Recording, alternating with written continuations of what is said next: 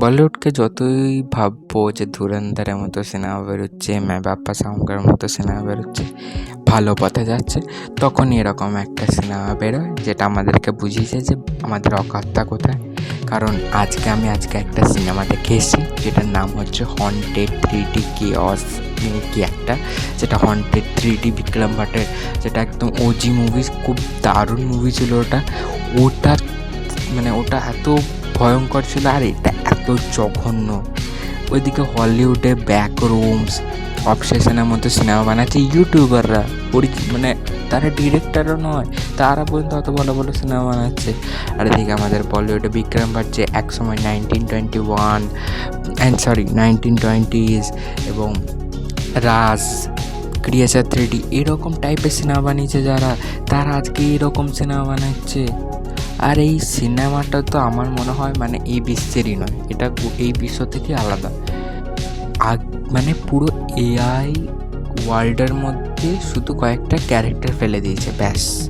আর এখানে আছে মিঠুন চক্রবর্তীর ছেলে, জানি না ওকে এখনও কেউ কেন কী করে অ্যাক্টিং দিচ্ছে, আমার তো মনে হয় বালের অ্যাক্টিং করে। তাছাড়াও যে সিনেমাটাও আমি দেখালাম সেটাও বালের সিনেমা, এত ফালতু এত সস্তার এআই ইউজ করেছে, দেখলে বিশ্বাস করতে পারবেন না। একটা সিন আছে যে গাড়িটা আসছে, চারিদিক সব এআই, গাড়িটা পর্যন্ত এআই, গাড়ির ভেতরে কেউ নেই। আরে ওইগুলোই তো দেখে আরও ভয় লাগছে, ভূতে ভয় লাগা দরকার না। আর ভূতটা হচ্ছে একটা এআই এ কী বলবো, এর থেকে সে আহাটে সেই সাদা রং করা ভূতরাও এর থেকে বেশি ভয়ঙ্কর হতো সত্যি বলতে।